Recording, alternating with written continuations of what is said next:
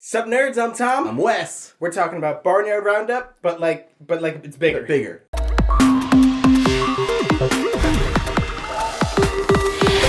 So if you've played James Hudson's first game, Barnyard Roundup, you're going to be really familiar with the bones of this game because essentially it's the same concept of there's different suits that you're trying to collect, and I'm going to have a hand of them and I'm going to offer a selection of those to Tom and say, all right, this is 4 sheep or this is 4 shields in this game. And Tom has to decide whether or not I'm telling the truth. Are those shields or am I lying? If he guesses correctly, he gets to keep all the cards there. So if I'm saying this is 4 shields, but it's 4 swords, and he's like, you're a liar, he still gets to keep all of those if he's accurate. And if he's wrong, I get to keep them. So I'm really incentivized to make him guess incorrectly because then I get to keep everything that I offered because you have a hand of cards and a tableau of cards, and the tableau is what you score. So I definitely want to add as many cards to my tableau as possible. But there are bad things in this game. It's curses, and that I think it was like crows. Yeah. Where so you want to hand them crows. Like I want to hand you crows and say, oh, it's shields, and then you say, I believe you, and you flip it up and it's crows, and you have to keep the crows. No. Curses, sorry, in this one.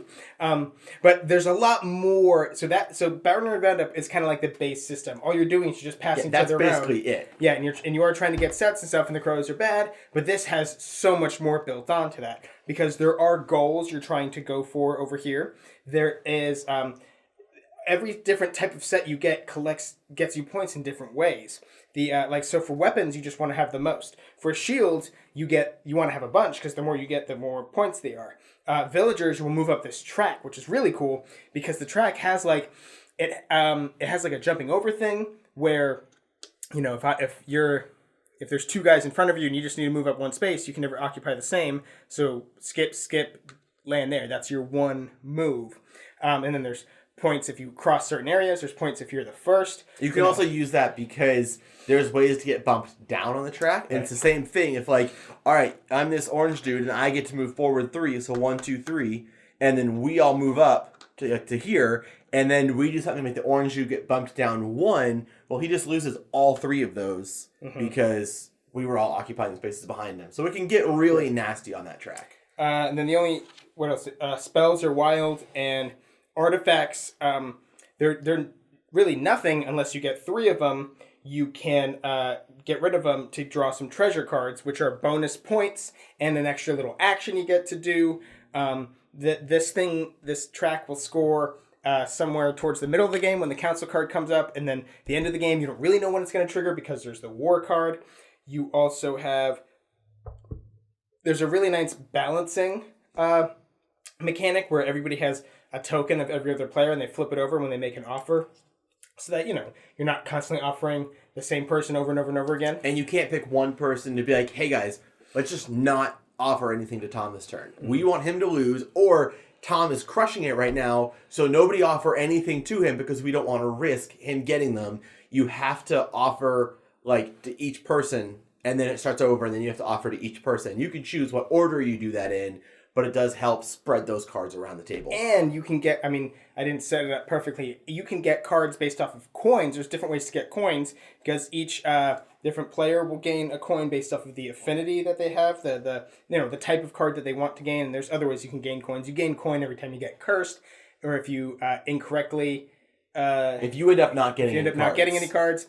But those coins can be spent to purchase cards from a lineup in the front, which again, I didn't put here because... I didn't. But also, if curse cards ever show up in the lineup, you can spend 5 coins to nuke it, and you'll get 5 points. So there's a lot of points out there. There's a lot of ways to get points, and that does make me feel like it is really balanced. Because at the first half of the game, I remember being like, man, I am sucking so hard. Yeah. I'm doing such a bad job. But at the end, I actually ended up having more... I ended second or something because I was just able to get points in a lot of different ways. I'm sucking so hard. Yeah, sure. I have a lot of coins right now. I can get rid of this curse card. Or yeah, I really have been doing well on this track. All I did was shields and I got a bunch of points for shields. But and I got some of these treasures too. Mm-hmm. But yeah, there's so many ways to get points. It's not really a point salad, I wouldn't say. It's just that that might be the right term. So the reason why it might not be is because there's like it's not no matter what you do, you kind of have to pick and choose. So like some of the round goals are, having the least amount of these cards when this card triggers. And so it might be having the least amount of weapons. Well, weapons, you only get points if you have the most or the second most number of weapons. So you want a lot of weapons, but if that card's out, you want no weapons until that card triggers, and then you want to try to get a lot of weapons. Or you can say, well, heck, nobody wants weapons right now. I'm going to try to get all the weapons and forget that card, and hopefully I can get enough points through gaining the weapon cards that it balances out against that one. So it's not like no matter what you do, you get points. Point salad. It depends on how you define point salad. Because if you define point salad as it doesn't matter what you do, you'll get points you get points doing anything. Then yeah, but a lot of people say point salad is just there are tons of different ways to get points. Yeah, and you can do all of them. So this is a social deduction game because it's a lot of you're lying, you're telling the truth, and other people are trying to decide if you are lying or if you are telling the truth. And it's not one that you have a ton to go on because, like, if I'm offering you shields, like, you can kind of say, okay, well, my affinity is for shields, so I am a little bit more incentivized to get shields, so I'm more incentivized to get this right. Or you could see the tableau, like, oh, well, they're clearly going for shields, or they're clearly going for weapons. Mm-hmm. Right. And there's also, because any card that's like X from the game is face up, so towards the end of the game, you can kind of count cards and be like, okay, well, I can see how many cards are left in the deck and how many are in people's hands, and there's only, 15 shields in this game, and I can count 11 of them. You're offering me 3. What are the chances that you have all 3 of those? So you do have some things to go on with that, but you definitely, it's less than other games where you can because there's not like teams, it's not like, oh, well, I know that you're a spy, so you're incentivized to lie about this or tell the truth. Well, right. So I think that using the term deduction, social deduction isn't really perfectly accurate. It is a very social game, but there's a lot of game based off of the social aspect. Like imagine if the way that we gather these cards was in like a worker placement type of mechanic, or we could draft them, or we could bid on them type of thing. That would feel very fitting. For me, I feel like it feels really weird that there's so much strategy, so many different points floating around, lots of things to consider, lots of strategies to take, lots of avenues to take, but it's all based off of, do you believe me or not?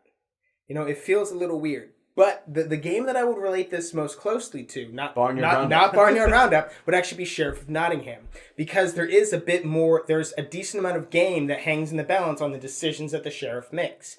However, I think that works better because there's a bit more to that the sheriff making the choice. You can, so first of all, there's a little bit more that you can go off of. You could see, oh, well, this person's clearly going for apples because it's like first and second. So like if he gets 3 cheese right now, that's not even worth it for him. So there's a little bit more to go for, I think, to base your opinion off of. There's also, you can bribe, which is a huge thing. I really wish that was in here. Like you can bribe him, say, ooh, I'll give you 2 coins if you don't open the bag, or give you 2 coins if you do open his bag, that type of thing. And I think that's a big deal. Or you can pass cards. Oh, I'll give you 2 of these cheese if you don't open the bag. Mm-hmm. And also the fact that the sheriff gets multiple bags at once, it's kind of like all those offers are competing against each other. 3 cheese, and 3 cheese. I don't know. With all those factors with Sheriff of Nottingham, it makes this mechanic feel a little weak, which is weird because I liked Barnyard Roundup. I thought it was really fun, but I think it is very fitting for that type of game because it's so light and quick, and you just kind of, you didn't really care that much. It was really like a drinking game. I don't know, I felt that worked a lot more. I felt going the other direction, adding more game based off of the, do you believe me? I don't know, too much hangs in the balance with that decision that a lot of the times ultimately comes out to 50-50. And just say yes or no. I see where you're coming from. I think I didn't feel like there was quite as much game as you did. And maybe it's because I did come into this saying like, oh, he still wanted to have the feel of Barnyard Roundup, that it is a quick, light, pseudo-filler-ish, kind of party-ish game. And so, like, yes, there could be a lot of strategy, but when I play this game, I try to view it as, like, I'm more here just to, like, call people a liar and try to figure out, are you bluffing or not? and not as much like I'm really trying to game the strategy and be like, okay, I could have 2 more points if I did this, but if I lie about this, I could get a coin, or if I get caught, I could do that, and then like I'm not really trying to grind this game. I think it's more supposed to be a little lighter, more fun. And so if you can, but it looks and it feels more like a bigger game. Like with all the options, the amount of setup time, the amount of time I explain to them, like it definitely has the aura of a bigger game. And like if I'm not saying that you can't have a lot of game around a social aspect, you know? Mm-hmm. Like I'm just saying, what if instead of just the do you believe me, you could bribe, or there was a bit more to that, or even like the Nessos thing where it's like you either accept it, hand it back to me, or add a card to it and hand it to somebody else. I just wish that mechanic had a bit more to match the rest of the game. And I can see why you want that. I think some people are going to want that. But I think that a lot of people are also going to be turned away by that. That like, oh, well, now I've got to try to bribe as well. Or, oh, now you're adding one more step to this. And like, there's a lot of like ways to get points. But in the actual transaction, it's really clean of, I'm going to offer and you say yes or no. And then it moves on. So what do you mean they're adding more to this? You would only say that if you played it this way and then you said, well, you can bribe. I'm just saying that the transaction then becomes more complicated.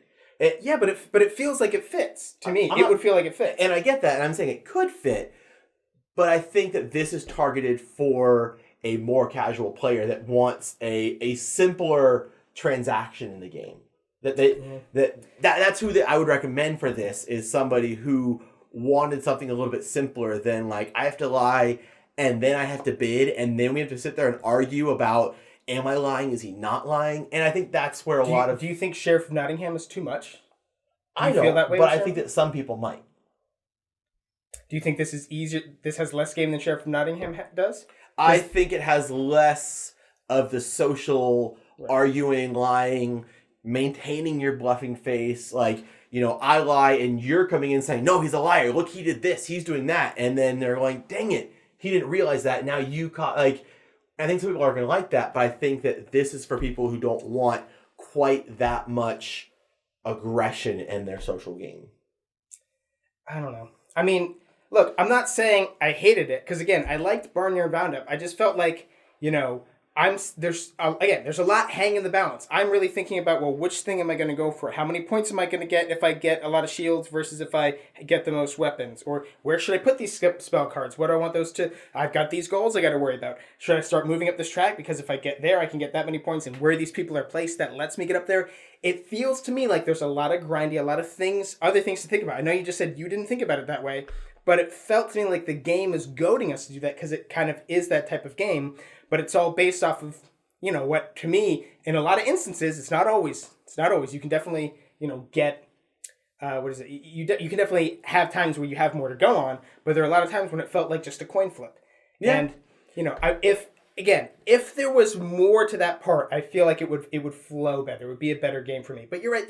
Maybe there's some people who are probably definitely going to like this, especially if you play with the same people all the time. Because then you do have a lot to go with because you know the players. And you start playing the players, not the game, that type of thing. And also, we haven't talked about this yet, but the game is really great production value. Oh, absolutely amazing.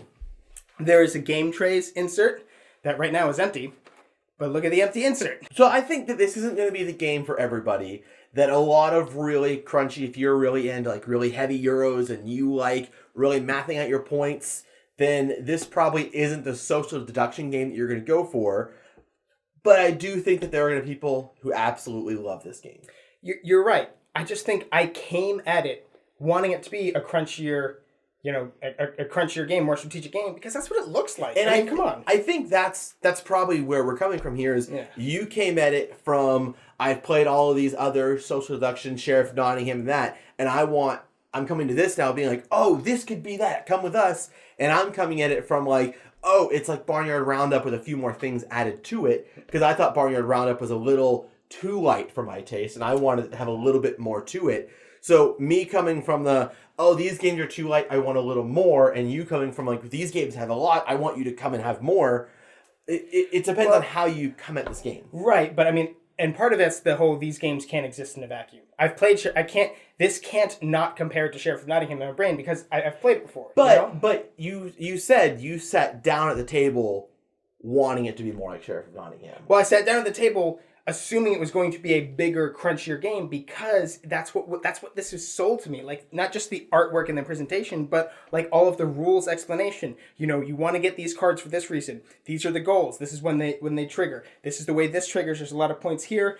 There's these treasure cards that can give you extra abilities and stuff. Your player powers. Everybody wants something specifically. You know, so again, it just felt like it was sold to me that there's a lot of game there, and there is. That all comes to an apex of, do you believe it or not? So do you think you'd have a different opinion if you didn't read the rules? If I read the rules, I set up. No. I'm just saying, Yeah. if you sat down and it was set up, and I explained to you the game and said, look, there's a lot here. It's really a simple game at the end of the day. Do you think that would have changed your opinion on it? No, because it's not like, you know, it's not about like I was tricked or deceived. It's I don't know how to explain it. All of those things would lead me to believe not like the type of game it is, but the experience I'm going to have. I'm going to have an experience of, okay, look at all the stuff that's on the table. Look at all the things I have to think about. Look at all of the options and the different variants of points, the different ways to get points. So based off of what I'm looking at right here, I'm probably going to have an experience in the game where I need to crunch out and math out a lot of things. When really the experience is more like Barnyard Roundup, just turn your brain off, laugh with your friends, have some beers, and try and have fun. And again, a lot of people could like that, but I don't know. I would have. And again, man, it's not a hard fix. It's not a hard fix. Just add some type of bidding or make that one aspect a little bit better, a little bit bigger, a little bit more to go off of. And then, I think this game would be perfect for me. All right, so after all that, if this sounds like a game that you want to check out, we're going to have a purchase link in the description box down below. Go ahead and get yourself a copy. While you're down there, don't forget to subscribe to our channel. You'll never be bored. Oh, finger guns. That's right. That's how we do it. We're going to have a link to this game, to purchase this game, in the description box down below. Check it out. And go get yourself a copy.